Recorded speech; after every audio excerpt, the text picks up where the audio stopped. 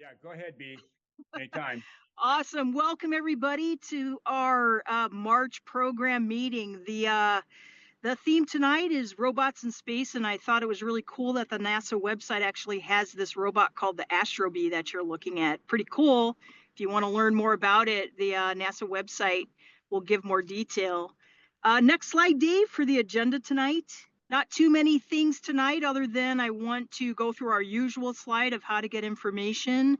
And then also I'll make a couple special announcements and we'll slide right into our featured speaker for the night.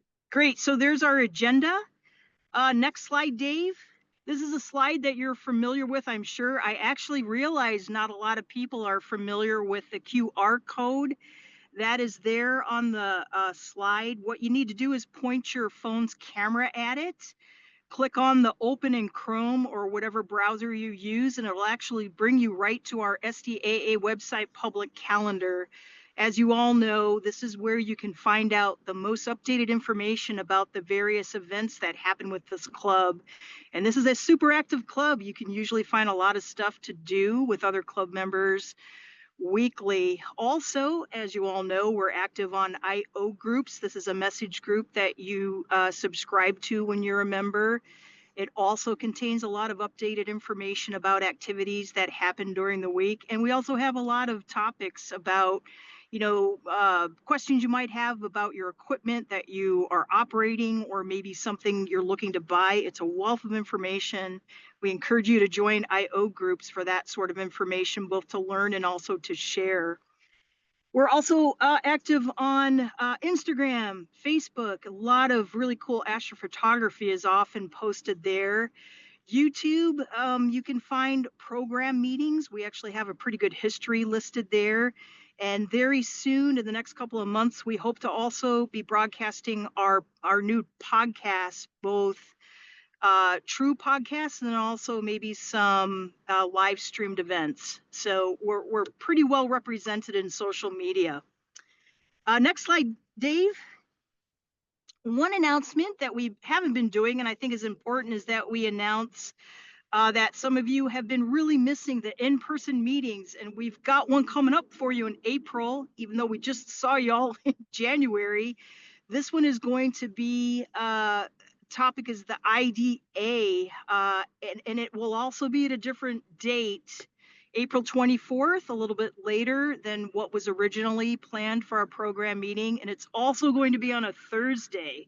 So take special note of that. And again, if you forget, it's a good opportunity to just go online and check the IO groups and or the public calendar on our website.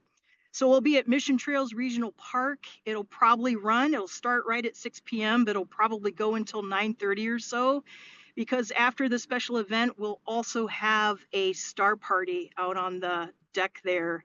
Next slide, Dave. You may be asking, what is the IDA if you're not familiar with it? And the definition of it is on the next slide. We do have a local group in San Diego that works to protect our night sky, something that if you go out to our Tierra del Sol site, for now is still pretty dark sky, and we all enjoy it, but are very well aware of some of the light pollution that's been threatening that site. So this is a local chapter in San Diego that actually addresses and protects our dark skies here in San Diego. So next slide, Dave. What they'll be doing is sharing a special movie for us that I believe is going to start off the meeting at 6 o'clock. But Kathy, our chapter president, I believe she's going to be there, and they're just going to be, giving updates on how the progress is going to protect our night skies. So please plan to attend that. I think it's going to be a lot of fun, and again, another opportunity to see everybody face to face. Next slide, Dave. Great. Another announcement I want to make is that our TDS spring cleaning is coming up next month already. Jerry Hilburn there in red is the guy to contact. He'll be coordinating all the activities that day. For those of you that have participated, you know what to do if you have special equipment that you use for maintaining your own landscape. Please bring it. We're always happy to see lots of weed whackers, heavy duty pruners. Also, don't forget to bring a hat and sunscreen because it can get pretty warm out at TDS, especially, towards the early afternoon. We always celebrate with a barbecue afterwards, which is a lot of fun. But if you could please let Jerry Hilburn know if you're going to show up so that we have an accurate count for the barbecue, that would be great. Next slide, Dave, to transition into TDS, we also want to make you aware that the road is pretty bumpy to get out there. These pictures were taken by a gentleman who will be repairing the road for us next month. Again, Jerry Hilburn is coordinating this. Thanks to Jerry, but the pictures were from last week. I know at least in North County, San Diego, it rained. It might be that the road looks a little bit different, but it is still passable. If anybody has been out lately since then, please let us know in the comments if you've run into trouble with the road not being passable. But our hope is that as soon as the road dries out, we can properly scrape it, repair the holes and the dips, so that by spring cleaning, we're hoping it'll be a smooth path out to the gate. Okay, I think I am done with my announcements. At this point, I would love for Ken to jump in and introduce our speaker for tonight. Okay, it is my pleasure to once again introduce Steve Murray, who is one of our very popular speakers. He's been a banquet speaker. He's spoken at ASIG meetings and in program meetings alike. He has a PhD in engineering. He has a background as a naval aviator, JPL employee, and he is currently both a member of SDAA and a solar system ambassador. So let me turn the meeting over to Steve, and thank you again for making a presentation for our group. Yeah, hi, everybody. Steve, you need to go in the presentation mode. Yeah, I know. I'm trying to get it to respond like what Taylor. Sorry. I can't tell if this is a new meeting or a continuation of the last one. It seems like I was just here. A little background on this topic. I just went through training at the Air and Space Museum as a docent down in Balboa Park.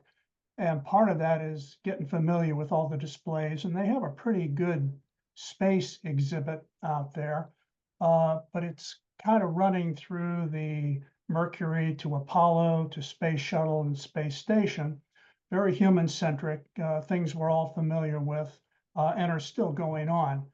But in January, I stumbled across the first of the CLIPS missions going to the moon and started digging into that. It's not part of the museum, but it struck me how going forward, space exploration is not going to be like it has been for the last 50, 60 years. So that's kind of what this is all about tonight. So what I'm going to talk about is automation, a special category of the kind of space probes that we've been sending and will continue to send, where they're going, who's sending them. It's a very international program these days. What they're capable of doing. There were some surprises there, and both in what they're doing with what we're sending now and how those capabilities are going to grow in the future, and how this is toward the end, how they'll likely change the very nature of space exploration. Now, this is a story that's circulated in engineering schools. If it's not true, I hope it's true. It ought to be true. But when I was in, they said that a professor asked his systems engineering students to design a simple robot that could wash dishes. And what they got were variations of the picture you see here. Then he sprang what he thought the real answer should have been, and that it doesn't have to look humanoid. People have certain preconceived notions about robots, and that's not necessary to the field, either here or in space. So I'm limiting tonight what a robot is for purposes of this presentation to machines that will actually interact with the environment. That takes most space probes out of the picture.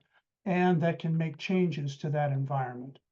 So doesn't have to look like a robot, doesn't have to be the size of a robot either. Things you'll see tonight are extremely capable and also extremely small. Now, as of November of last year, it's about 4 months back, these are all the remote probes we have operating in the solar system. These are the ones that are actually sending back data. Some of them qualify as robots, most don't. I said this is going to be the next decade, so I'm talking about things that are going to be active in 2025 and beyond. It would be wonderful to hit up Venus. You can see how I've organized this through the solar system, but all of those still fall in the Venus missions, fall in the category really of probes, sophisticated, but still probes. So I'm going to skip those tonight. And I'm going to start with the Earth. Kind of an unusual place. It's space. And we've got some robots designed to fulfill some really special roles here in Earth orbit. As of 2014, there were 200 objects a year being introduced into the low Earth orbit around the planet.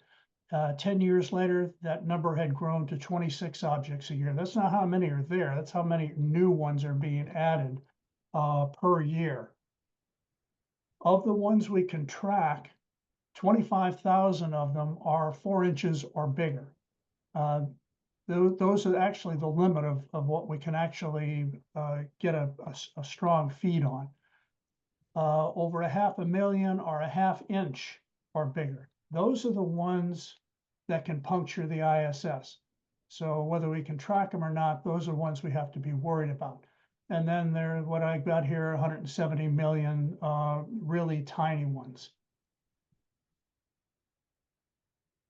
The problem that is being discussed by NASA, ESO, and such, and even in political circles, is the Kessler syndrome. You folks have probably seen a lot of stories about the increasing problem of space junk. The bad scenario is triggering a Kessler syndrome. Some scientists say it's actually already started. It doesn't have to be fast. But what that is, for those that haven't heard of it before, is where one object hits another object, breaks it. Now you've got 3 objects. Each of those goes out and breaks an object. Now you've got 9 objects floating around, so that the objects that we're tracking, the things that are there right now, will grow exponentially as they break into smaller and smaller pieces.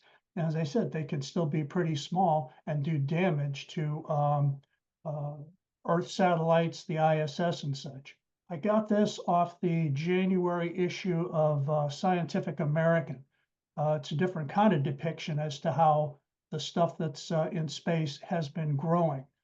You can see from 1960 when things started, the yellow at the bottom is just dead. It's not necessarily things that are useful anymore, zombie particles, if you will.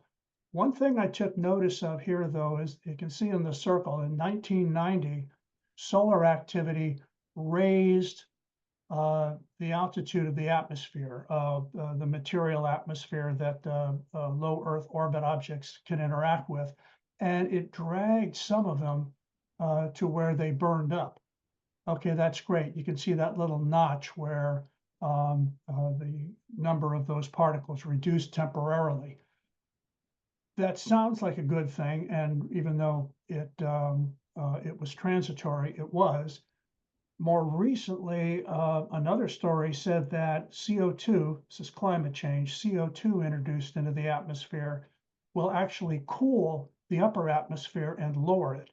That means this constant turnover of things that go in and burn up and therefore don't become a problem anymore are going to stay up there longer. And that's going to be a longer trend. Robotics is coming to the fore for 3 programs I'm aware of. I read stories that there are more people getting into this game, but these are the 3 proven ones. to show you tonight. A Japanese company called Astroscale. It's a startup. Led by a guy whose job this was. He just got fed up with how it wasn't being dealt with very well, decided to start his own company. Had 3 contributions he's making to this problem. First is end of service life.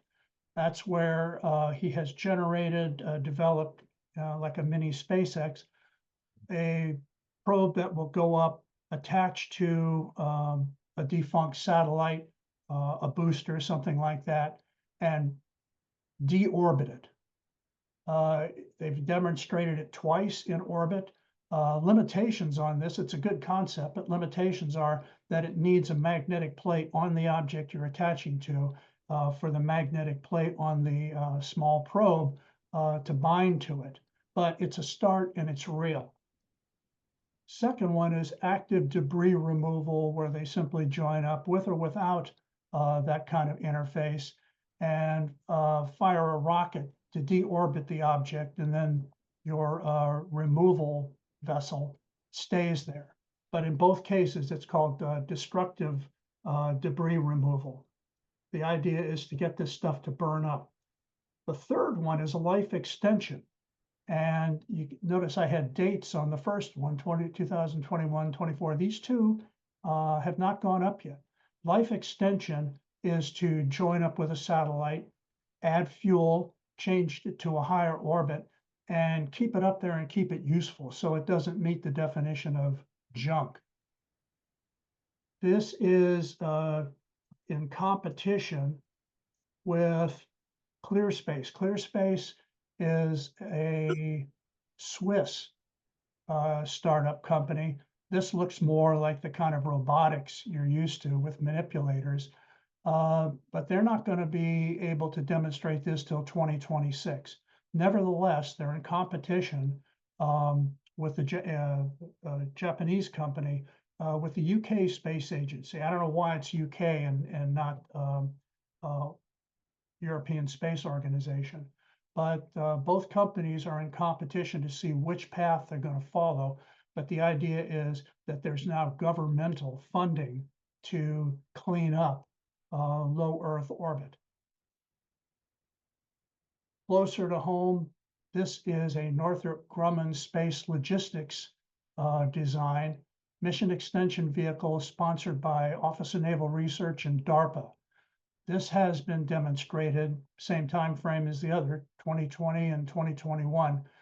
The idea here is to bring things out of, both bring things out of Earth orbit and to raise others up to extend their life. And they've got what you see here, the mission extension vehicle. They've also got robotic pods, which attach to satellites and basically become an augmented rocket. So that they're more self-contained. Now the robotic vehicles is a little fuzzy. It's not that it won't happen. There's enough conversation in funding circles to know that it will. But the idea is to dock with, inspect, and repair satellites on orbit. It sounds pretty complex. Obviously, you need robotics to do that kind of manipulation. It's not that it can't happen, but I haven't read anywhere that this is going to be capable of taking an existing satellite and do that. The reason is, I would suspect, and this is my opinion because I haven't found anything otherwise, that they're going to, from here on out, satellites will be designed with this capability in mind, the same way Hubble was designed for on-orbit servicing, but that still would be a major step forward. China is involved in this same issue. In February, they basically did the same thing as mission extension. They joined with a satellite and raised it and gave it additional fuel. I don't know if they did anything else to it. And in so doing, extended the life of that by 8 years. Chinese have got an excellent space program. We'll talk more about their other applications later. But the point of this group is to say right here in Earth orbit, we're building robots to either clean up space or save the products that are already there.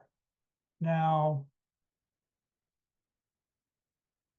even if you can't save a satellite, the argument has been made, these are the same companies in their literature making it, that all our best technology goes into these satellites. This is high-end electronics. We recycle our TVs, we recycle our computers, and what they're proposing is a category of robot that will, if you can't save the satellite, you can take the valuable components out of it before it's deorbited. It's a cool idea, but right now it's just an idea. But this is where these companies are going. And as you can see, they're all private companies so far under government funding. Okay, moving out to bodies maybe more people were expecting. It's the moon. These kind of platforms, these missions were what drove me to get into this field at all and see what's just going on. Right now, there are 5 missions that have been launched to the moon since 2013. They don't get a lot of press. 3 of them have been Chinese. They've all been, 2 of them have been successful. One is still active. One is Indian and one is Japanese. You'll see these same players as we go through all of the missions. And of the ones that have been contracted that we know about, more than 12 of them will launch in this 2025 to 2035 decade. First one is Japanese. This is a private Japanese company called iSpace. Launched January 15th aboard a SpaceX Falcon 9 rocket. Landed June 6th. And I think the Mare Frigoris, it's the Frigid Sea, has a lander and a rover. The rover is tenacious, and its job is to dig through regolith. A lot of the missions you see here are interested in the surface from different parts of the moon, both in terms of what materials we might use and what are safe places to make landings and possibly set up space habitats. That tenacious that you see there only weighs 11 pounds. It's 12 inches tall. Remember when I said robots can be small? Still got some good range on it. If you can see the lander, the side of the lander and that little object sticking up, the flat plates sticking up atop tenacious, those are solar panels. They're dependent on solar panels, and it's a good call, good choice for almost all the lunar platforms you're going to see here. One other thing they did was set up a food production facility inside the lander. Not a lot of details, but there's a Chinese one that does something similar and grows seeds. Wanting to see about food production inside a safe area of for space habitats.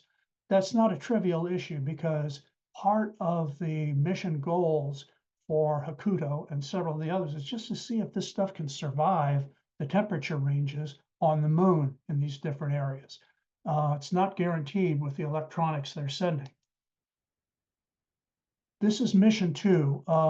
Mission 1 was not a lander. Mission 3 is expected in a year. 3 through 9 will still be test vehicles. Then they're going to start building an industrial infrastructure, starting with mission 10. I don't have timelines on those, but the point is the Japanese are in this for the long haul, and they've got a good solid start.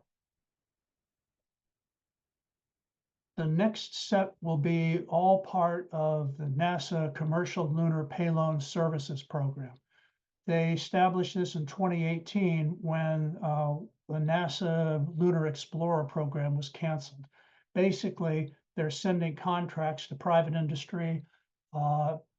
They'll give you money, but they expect a turnkey project in return. You take all the risk, you design everything in it. They're concentrating, they're not going solely, but they're concentrating on the South Lunar Pole, which is where Artemis is expected to set up when it finally lands. That's because they've got proven water reserves in the craters there. So that seems to be the popular spot both for the Western Space Program and the Chinese Space Program. General goals across all of them is science and technology, but also exploring resources, just like the regolith, to see what energy we can extract, what water, what fuels we can extract from materials that are already there. A lot of this, the CLIPS program is based on a 2020 NASA plan for sustained lunar exploration. Again, the emphasis is on in situ resources. You don't want to have to haul things up there like we do for the space station. Currently, Artemis 2 has been in the news. It's going to be an orbital flight scheduled for April 2026, maybe over a year later, to actually do a landing. Now, you got to keep in mind, Artemis 2 was originally scheduled for 2023, so it's already 3 years behind schedule. And I'm sure everybody's heard DOGE is starting to comb through all aspects of NASA. Nobody's certain what's going to be left when they're done. They're looking even at existing space programs, telescopes, satellites that are already out there.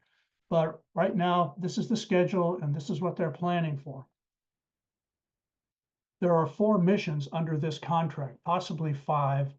But then I said I'd give you a decade, but a whole different set of contracts is going to come out sometime this year. So you can expect more of this, at least out to 2035, even post Artemis.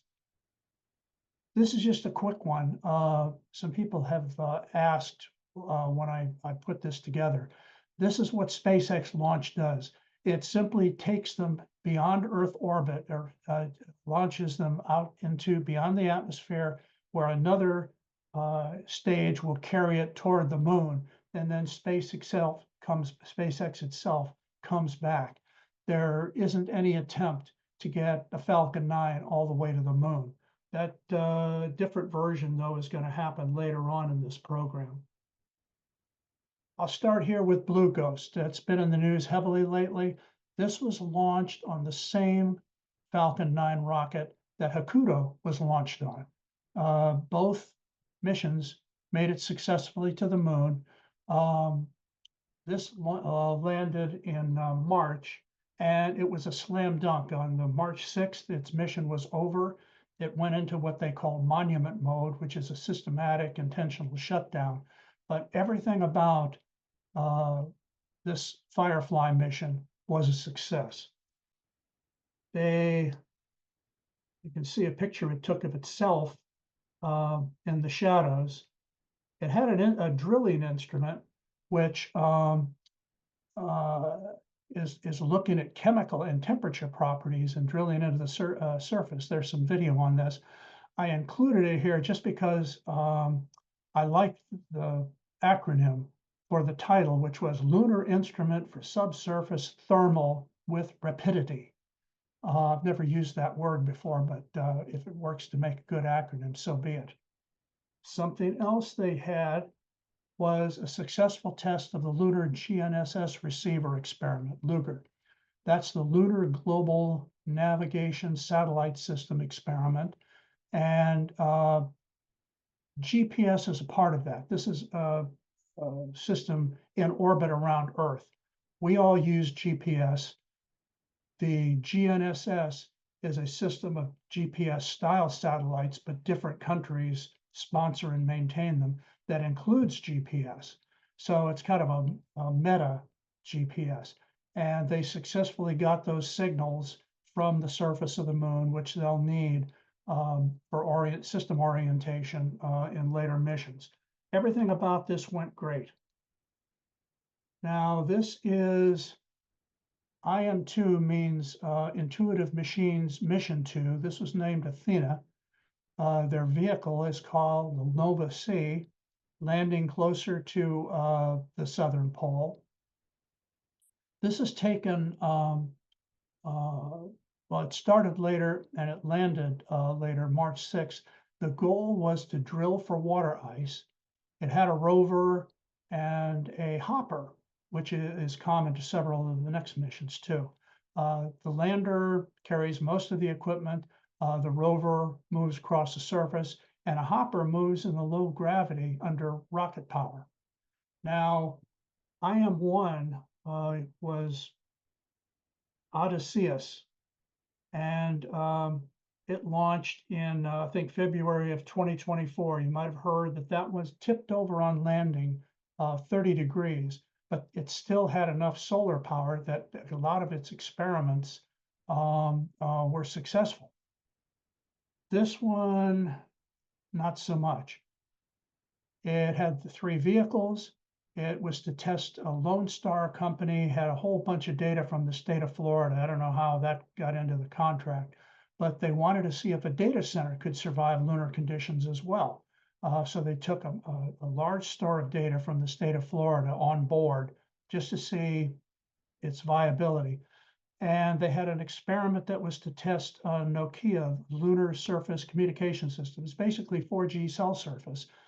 And the idea was for the MAP vehicle to work further and further away from the lander to see how that cell service could basically do a, can you hear me now kind of test, because they do anticipate communication across sites in the future to be via cell.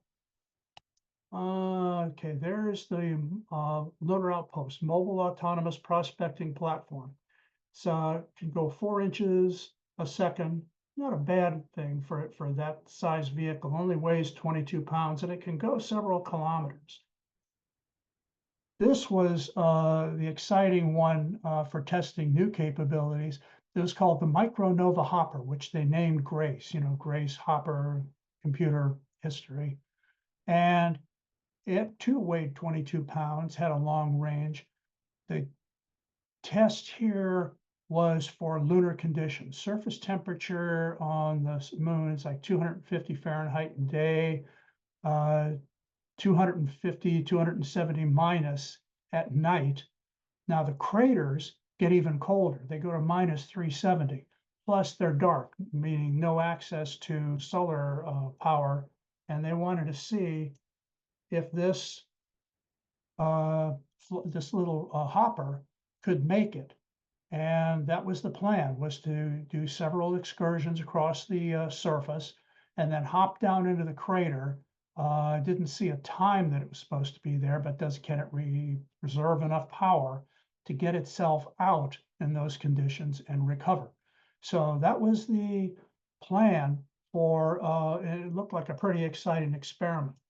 Unfortunately, when it landed, this one wasn't a 30-degree tip. It was a complete fall over all the way. Took a picture of itself with 2 of its legs up off the surface, and it lasted less than a day until its batteries went out. The support crews did a great job of extracting a lot of science while they still had power.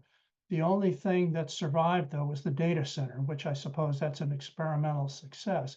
But the MAP vehicle and the hopper are not going to be tried on this mission. This one was a question mark until recently. This is Amazon's Blue Origin, Jeff Bezos. And this is huge. This is a 3-ton cargo hauler, and it can't go on a Falcon 9. This needs help all the way to the moon, and that was going to be in a Blue Origin New Glenn rocket. And that's been having a lot of troubles. It was taken off the manifest, off the contract for 2025, but in January, New Glenn, in fact, did a successful test to orbit. So it's back on. I don't know how the schedule has been affected, but that's going to be if it does launch in 2025 this year, we'll see a really huge craft on the moon from another company. Okay, that will be, if that works, a CLIPS mission. This is another one. This is Griffin, Astrobotic. There's a couple by Astrobotics here. Plan to launch in 2025. Noble Crater, which is again near the South Pole, is the site. This is actually the Griffin. It's a lander. You can see 2 semi-retracted rails to get the payload lander which is sitting on the top, off onto the surface. That payload was supposed to be Viper. It's the Volatiles Investigating Polar Exploration Rover. Unfortunately, it was a NASA system that had been plagued by cost overruns. NASA canceled it, and they immediately turned Astrobotics on to flip an Astrolab object. This is 1,000 pounds. This will be the heaviest payload of this program, and other than lunar landers, probably the heaviest payload to land on the moon since. It can carry 60 to 100 pounds. It's the Flexible Lunar Innovation Platform. You can see it has a solar panel there too. And this is the way the mission is going to go on this schedule.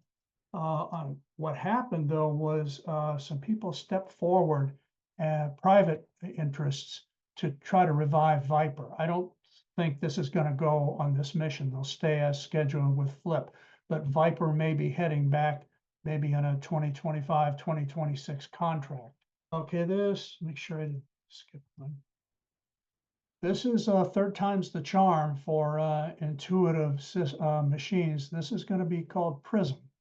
You can see they're landing a little closer to an equator, planned for October. This is carrying another one of the maps. This is probably going to be the original design, 16 inches high. It could carry up to 33 pounds. There are plans for later versions of this to carry 66 pounds and then a super high powered one for 550, but that's down the future. Right now, what you see is the first phase, which would have been nice if it had gone with Athena. This is a good capability, probably going to test the Nokia again, but this is another payload that's even more exciting in my view. This is Cadre. This is a NASA/MIT program that Prism will carry. Cooperative Autonomous Distributed Robotic Exploration. These are 3 platforms, and this is about how big they are, and they're all fairly tiny. The idea of this is that these 3 platforms are going to create a 3D map of the subsurface of the terrain around the lander using ground penetrating radar. And they're going to do this by coordinating with each other. This is autonomous. They're making their own decisions. They're making their own configurations of where they travel and what measurements they take. So it's a super exercise in autonomy. And this is just a crude scale that I came up with. I'm not sure how accurate it is. Most of what you see on the left is about 7 feet high. And you see Blue Moon's much bigger, and I compared it to the Apollo lander. So most of them are small. Blue Moon will be a major step up. Another quick one, Starship going out in 2026 expected. Now this is, I said, SpaceX Falcon 9 is not going to the moon. The human landing system is, and this is going to require the human landing system to take another Astrolab package called Flexible Logistics Exploration Rover. You can see from the rocket on the site, this will be South Pole, but it's going to require a big rocket. It works autonomously or with a crew, so it can work as a logistics vehicle. It's kind of like what the Army has now. I think they call them mules, but they're just used to help ground troops carry heavy loads long distances. So it's a multi-utility vehicle. This is not part of the CLIPS program, though. Finally, we're still on the moon, Chinese Lunar Exploration Program. This is scary good. This is a statement they made in 2019. They want to build a scientific research station, not necessarily manned. They want crewed or lunar landings by 2030. But this has been their schedule. 2017, they wanted orbiters, they did it. 2013, they wanted landers and rovers, they did it. 2020, they wanted a sample return, they did it. So they've had incredible success, just like their space station. This is before 2025. This is the first spacecraft to land on the far side of the moon. All their programs for this are called Chang'e. It's his lunar goddess. U2 is a rover, first rover on the far side of the moon. I think it means jade rabbit. And this one grew seeds in the lander as well that sprouted within 2 weeks. So I think this is, everyone's trying for various kinds of flora as far as their biological experiments, at least in these early stages. Here's the thing, why have I included it? It's still functioning in 2025. It's expected to be there for a year. Remember, I said some of the CLIPS missions are just to see if they can handle a lunar night. This has already handled at least 3 of them. Chang'e 7, this is a perspective diagram. I don't trust it. There's several conflicting graphics on the web. But again, expected launch next year, orbiter, lander, rover, just and a mini hopper. Not much information about it, though. There's actually more information on Chang'e 8, another South Pole lander, a 220-pound rover. That's a big rover. A 3D printing experiment for using materials to local materials to build infrastructure. And it says a mini enclosed ecosystem, which is probably going to be some variant of plants as well. We've been talking, both the Europeans and the Americans, about building structures from regolith. I'm sure that's what this is first stab at.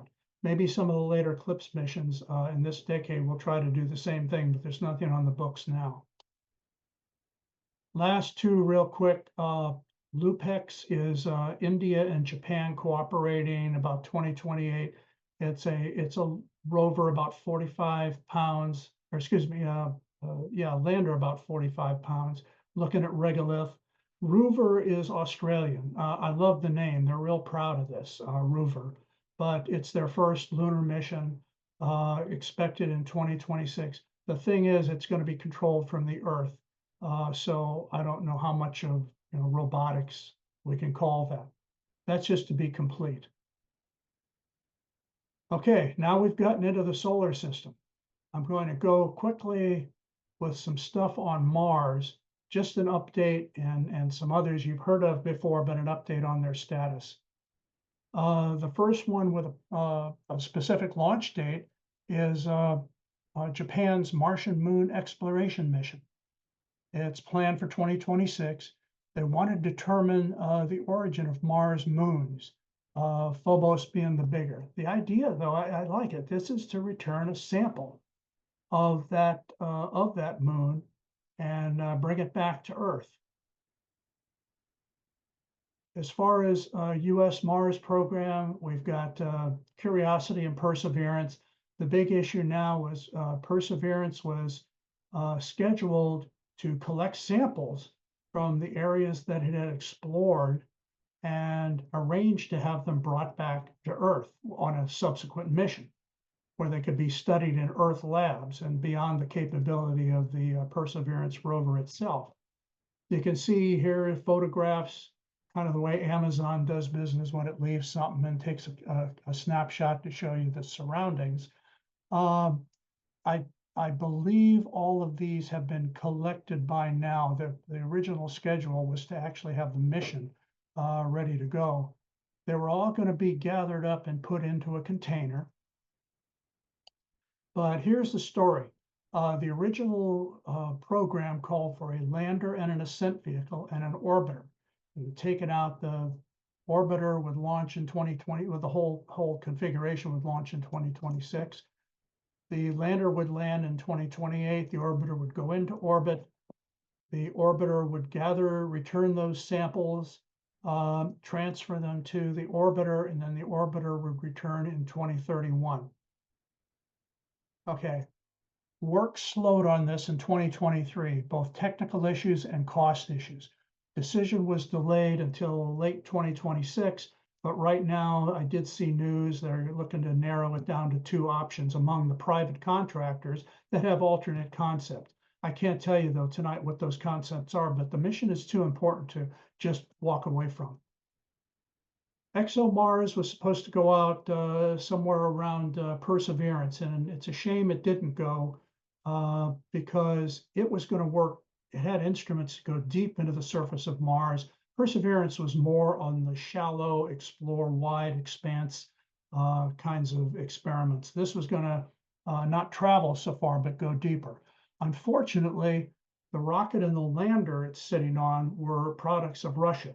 So between COVID and the war in Ukraine, that all went away. It looked bad, but now NASA has stepped in with its own technology, and it's still back on for 2028. I hope to see that go because, as I said, it works Mars history from a different angle than Perseverance. Okay, quickly on asteroids. Remember we brought stuff back from Bennu, and there's been plenty of coverage on what they found in terms of amino acids. All nucleobases have been identified, all the precursors of life, not just here, but with the Hayabusa mission. Asteroids are a great place to find what the original solar system was made of, and specifically what ingredients for life were already there as the solar system evolved. It used an impactor, which basically rammed into and set off a small charge on the surface, and then backed away to collect materials. It did that. The mission is basically over. Reason I bring it up is when it came back, they realized they had a quarter of its fuel supply remaining, so they sent it back out into the solar system to do a flyby of Apophysis asteroid, which is double duty for free. I didn't know it had been redirected. The only other thing in this regard is Tianwen-2, a Chinese product, will launch in May. It's going to rendezvous with what they think is a piece of the moon, an asteroid, Kamo-O'Alewa. And it's going to gather a sample and bring it back to the Earth, just like, let me go back. OSIRIS-REx, I'm losing it. And bring that back to Earth and then swing around and visit a comet in the mid-2030s. So that counts as a robot. It's furthermore going to expand the technology it's using. It's going to use an impactor as well, but it's also going to use a hook and anchor system where it drops hooks onto the surface and basically winches itself down to collect its sample. Little riskier, but it'll be interesting to see if that works. Okay, this is a slide from at least 2015, maybe earlier. I'm moving on into the solar system to show the amount of water that's been detected on a variety of solar system bodies. Now, most of these we think have subsurface oceans, but that thinking and confirming are different things. There are some that I'll talk about here in a second, but the amount of water you see here is still accurate. Okay, almost all of the moons that have undersea oceans owe the fact that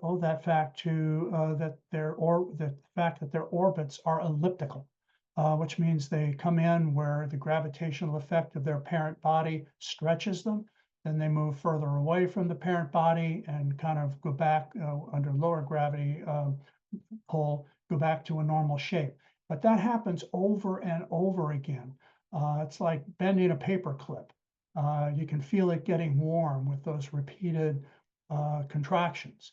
And our moon does this, but because it's almost it's appreciable fraction of the size of the Earth, we don't notice it as much. Plus, it has a 28-day orbital period, which means only once every 29.5 days, it does a stretch 1.1 time. Europa, the one I'm about to talk about, goes around Jupiter every 3.5 days, between 7 and 8 times as often. Therefore, that stretching warms up the core. When the core warms up the water, creates a liquid ocean. And the only reason we're sure early on that it was a liquid ocean was because vents were appearing, pressure rebuilding where vents would appear and in cracks in that surface. The news here is that 4 of Uranus moons have now been confirmed based on archival data. Now we believe, we're confident they have undersurface oceans as well. The issue now becomes, if you can work out that far, how many of moons don't have undersurface oceans? It's important because this may be a better source for looking for life, albeit just primitive biotic life, than looking at the surfaces of planets, and that includes planets in the habitable zones of other star systems. It's even the case, one astronomer made that if there's a moon like this around a big rogue planet, it doesn't even need a sun to qualify for these conditions. So we've got a mission. We have a mission going to Europa. We have a mission going to Titan, and Europe has a mission going to 3. I'm breaking my promise about robots here because these are just probes, but A, they're making profound science, and B, the robots are coming. Jupiter's Ice Explorer is has already launched. It's real, and you can see it's going to take till 2031 to do a little mini tour of several moons, one of which is Ganymede, and then now they think Ganymede falls into the undersurface ocean as well. And Europa Clipper is already out there, October 24th, orbiting April 23rd. Now they're sensing the gases and the components of the gases that Cassini could not do a decade ago. We suspect that there's organic material, but Cassini didn't have the instrumentation to prove it. These should. And the reason we send orbiters first on is that ice is between 2 and 2.5 miles thick, and some places could even be 12. So there's not a lot you could do with a first cut orbiter. But if they find life, those robots are on the way. These are prototypes that NASA's using right now. Bruy is the buoyant rover for under ice exploration, tested in Arctic, in the undersea ice of the Arctic Ocean. EELS is the exobiology extant life surveyor. The picture at the bottom is kind of cheesy, but I wanted to show you that this is the employment concept, that if there's an access through those vents, there will be robots on the way to study them. Titan, again, going with Cassini, which landed at Huygens. We landed and took photos on the way down, photos on the surface. Has a lot of organic chemistry to it. Methane lakes, organic compounds in the atmosphere. Now, you remember Ingenuity. I think it made upwards of 70 flights before the blades went out on Mars.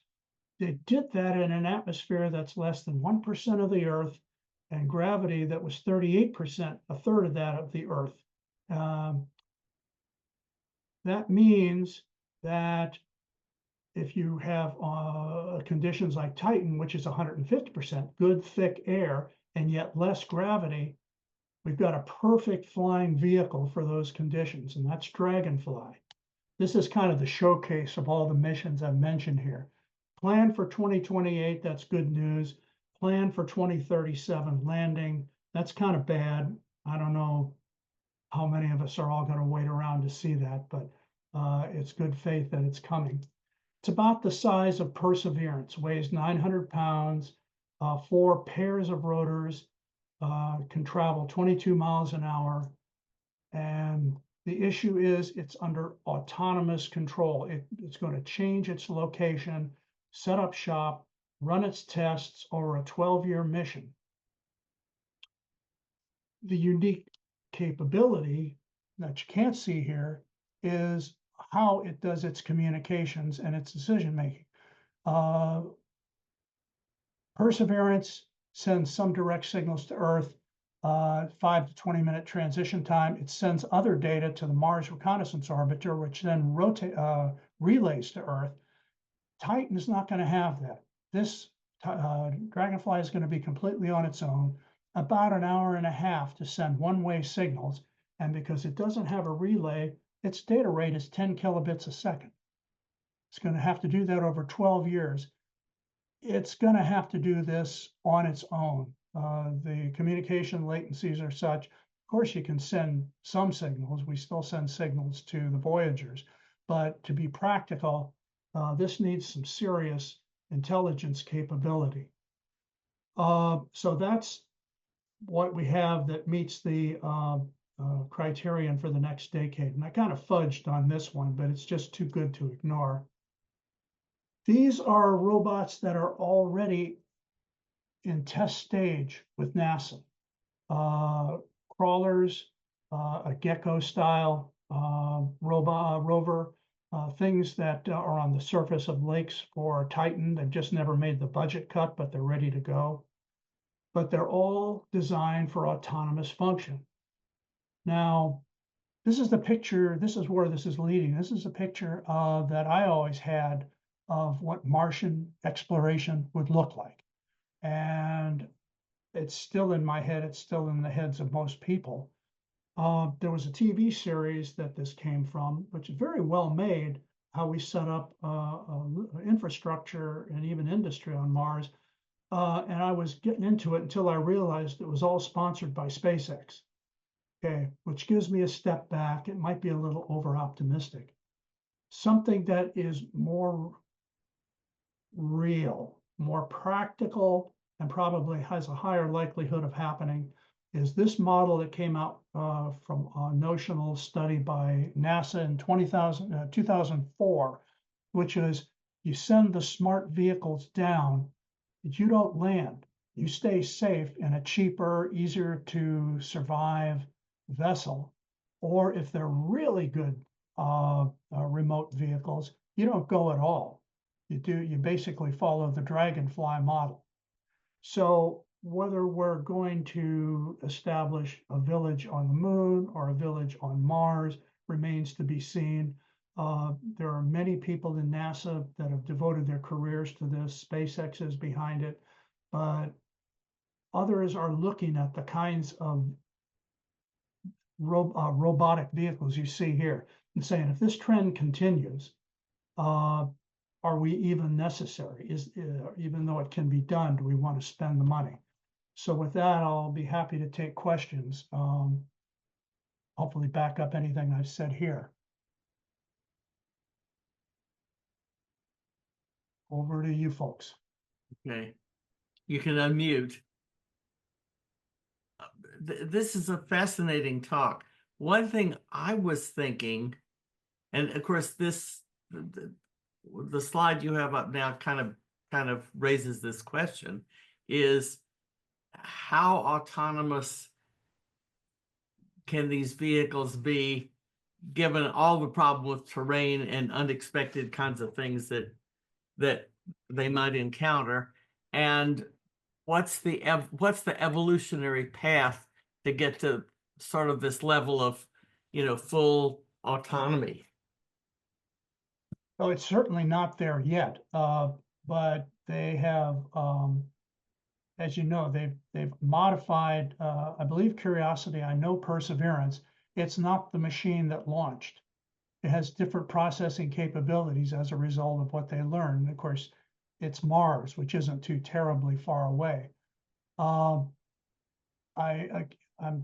fudgy here because I don't have the specific stories around, but the idea of adding AI, what if you put ChatGPT in something like Perseverance, or in this case, Dragonfly, and that's a large language model, general purpose language model.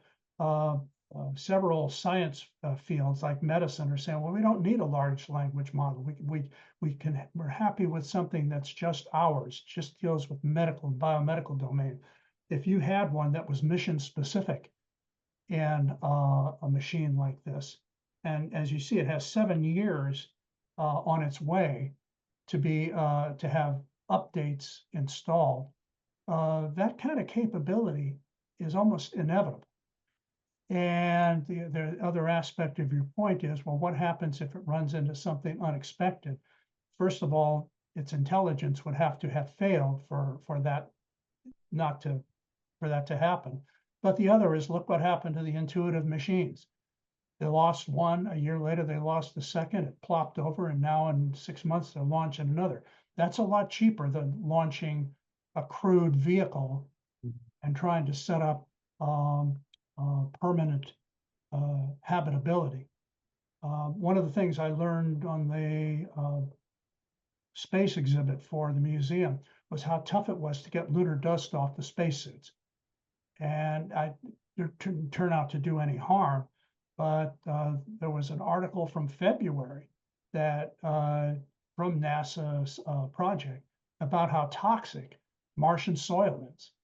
You can't grow anything there because it's got perchlorate. Now they're saying it's got toxic substances in the dust, and including carcinogens, that it's going to be a problem just coming and going out of airlocks just to maintain crew health. None of these are showstoppers, of course. If you want to go, they're going to find solutions to these things. It just becomes, in the view of some, and again, I'm expressing my own opinion, it's a fair question to ask, do we want to spend that money for that capability when we can get 90% of it with these kinds of vehicles? I don't know where it's going to go. This is all new to me. But the trend is as surprising here as it was in the daily news feeds for where AI has found roles in society in the last year. Things are moving fast. Did I answer your question, or did I just? Oh, throw no, I down think that? you answered quite well. Any more questions? If not, I'll ask another. Okay, so let me try another. The one thing I was thinking throughout the whole evolution of this talk, which is again fascinating and mind expanding, is there will be a huge growth in commercial space capability to be able to design and build all of these types of vehicles. How would you project the future role of JPL, who right now is kind of the premier organization to be able to do these kinds of things? How would you project their role changing over the years? I'm going to have to refer you to what they've said in the past when commercial entities came in the first place, which was they want to do the cutting edge R&D. If it's mature enough for a commercial company to do this, then let them make money. But the high risk stuff is a sort of thing that the government historically has done because they take the risk that no companies will. So I don't know if that role is going to change. I do know right now, well, you may have been aware, JPL's had some layoffs even in the last year because their missions are so mature that there isn't a lot of lab work to do. I don't know if that's a foreshadowing of the future or not, but as I understand it, the division falls along those lines. The government takes the risks to do the original research that companies then pick up. And that's, I'm afraid that's all I know. I don't know of any strategic change. That's what I was thinking is, even when I was back in Washington, I had a good friend who was the 3-star admiral, commander of Naval Sea Systems Command, Pete Nanos. And Pete told me one time, he said, we can't build aircraft carriers the way we used to. We don't have to have the in-house expertise to do the level of engineering that's necessary. So that level of engineering has shifted. And so you retain key technical capabilities where you can verify a commercial design, for example. And of course, that's more of a systems command function than a JPL function. But NASA will have to come to grips with that kind of model, which the military has been dealing with for quite a while. Yeah, and given how fast some private companies move, I know JPL would probably be looking over its shoulder. they're just as innovative as JPL or NASA in general. Yeah, I'm giving you the official line because I just don't know any better. Sure. AI is available to everybody. 3D printing is available to everybody.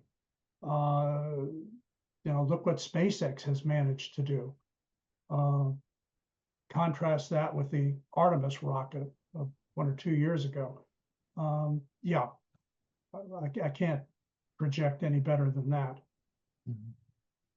And the Navy finally got the remote mine hunting system to work, which was supposed to be available at the IOC of the Littoral Combat Ship. Bob Roth has a question. No, finally, that was the assumption is you're going to have all these autonomous capabilities that didn't quite come about, but maybe finally. Bob Roth asked, what do you project the needs and designs we will need to support the decision making for probes and robots sent to, quote, other stars? Yes, it's coming, or is it still TBD? Stars, woo. Yeah, when we talk, the closest we have are the Voyagers. They left the heliosphere about a year ago. I don't know the exact distance now. We can still communicate with them, but those were not optimized to leave the solar system. If you have something that is optimized, I'm sure you could do it better. But what is somebody help me, and here I am in the astronomy club. What is the nearest star to us? It's Alpha Centauri, four light years Proxima. away. It's not Proxima Centauri? Proxima Centauri, 4 light years away. Yeah, so even if we got to some fraction of speed of light, you're not going to communicate with it with less than an 8-year turnaround. Yeah, I think that's out of most people's imagination. I'm not aware of anybody who's working that problem, unless although they are working on some advanced propulsion systems, like those, what is it, the solar sail? Yeah, I haven't heard any discussion of that. It's a neat idea, but it's bad enough when I look at some of these that aren't going to land till 2031, 2037, and wonder how much of that I'll see. But yeah, I think that's as far as star voyaging has progressed. Well, this is a very difficult subject because it's hard to project how rapidly this exponential growth of autonomy and capability will occur, while at the same time you've got all the mechanical problems of putting things into space. Yeah, if there was a theme here, and again, it's just Steve Murray's personal opinion, but it's the issue is going to be, okay, we can do this. We can set up a habitat anywhere you want.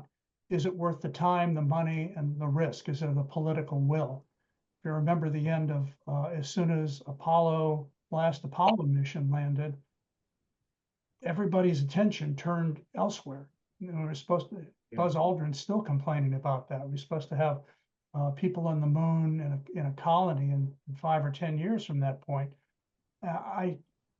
We can have minerals mined off the ocean floor. That's a hot area right now, but nobody's doing it. It's expensive. Is it valuable manganese, but who wants to spend the money to go get it? This may be the same kind of case. And that's why I got so into the robot capabilities, not only where they are, but where they're going, is to say the whole idea of what space exploration is to us may shift as we come up with the realities of the costs and the risks and the difficulties for people versus anything electromechanical.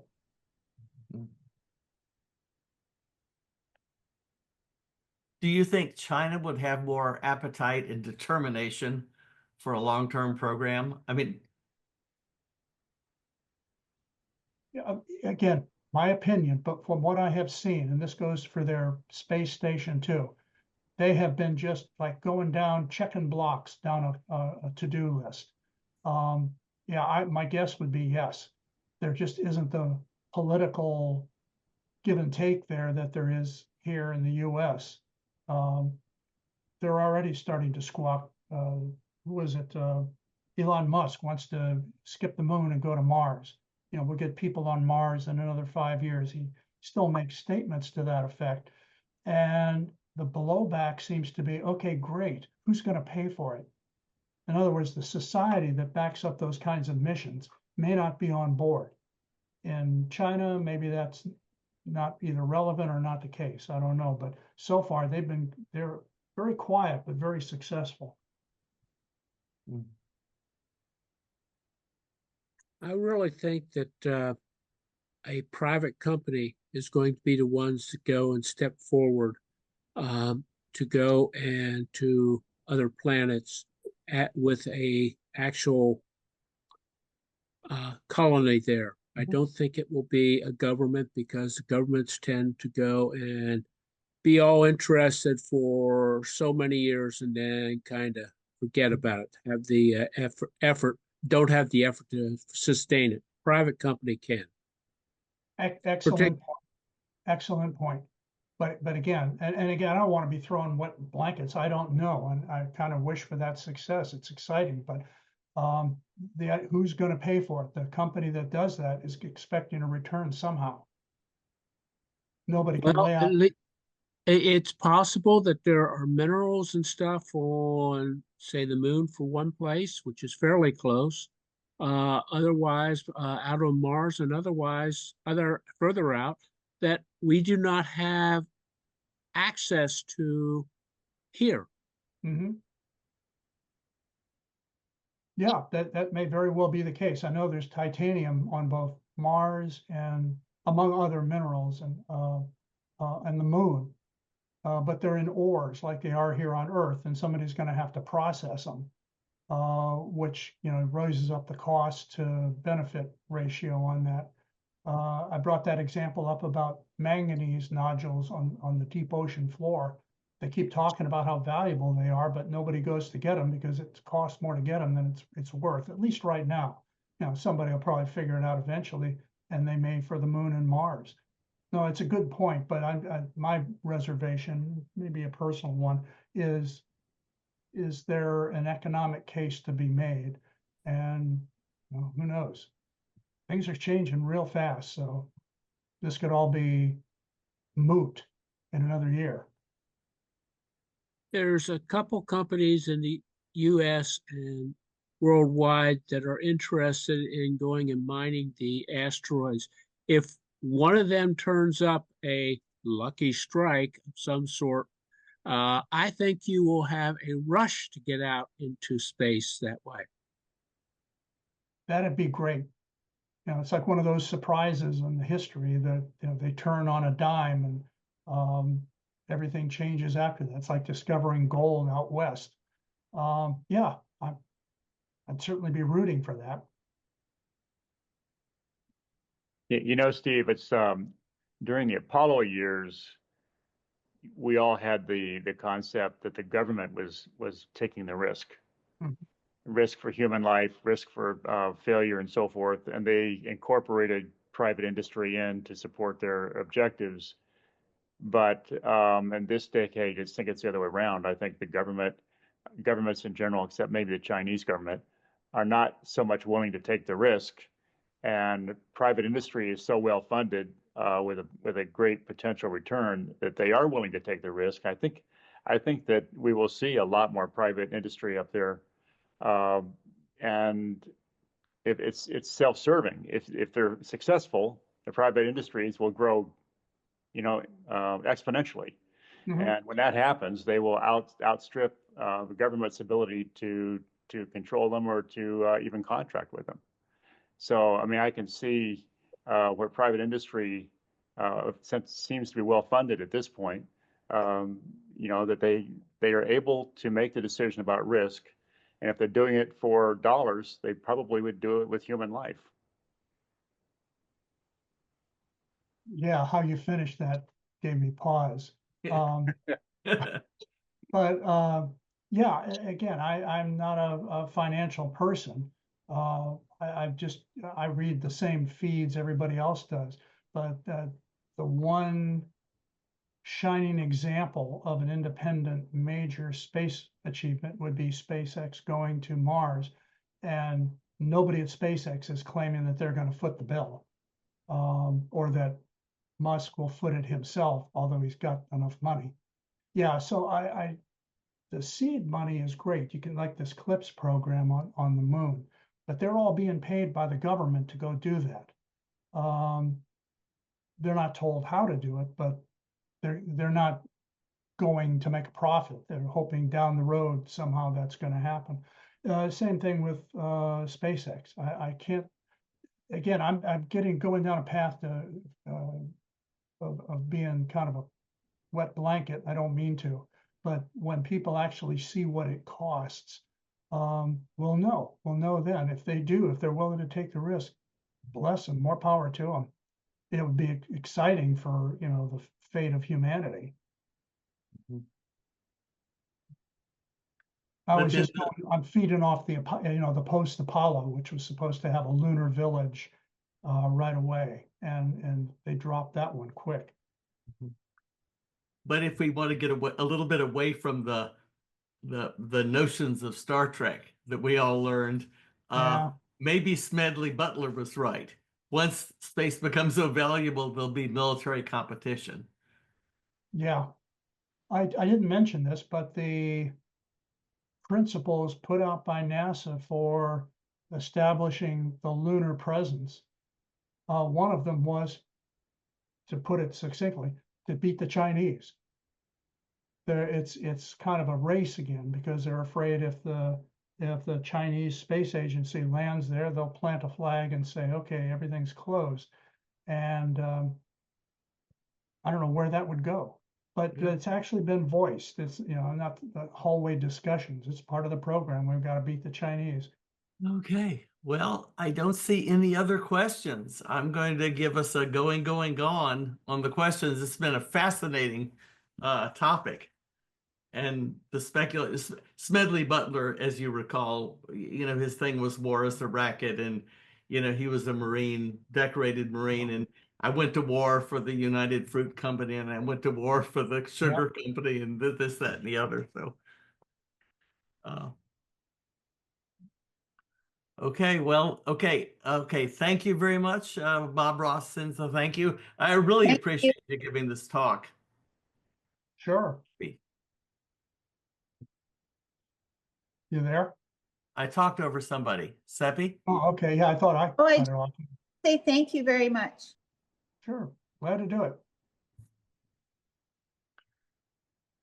Okay. Well, again, thanks for jumping in and doing this for us. I really appreciate it. Nobody quite knows how much, you know, how far behind the power curve we'd gotten, and you came in and bailed us out yet one more time. So thank you very much. Again, happy to do it. Thanks. Thanks for listening. Okay. Well, okay. All right. So this concludes the meeting. Thank you all for attending. Next month, the April program meeting will be this joint program with the IDA on a different, not our regular night. So we'll see everybody then. Bye-bye.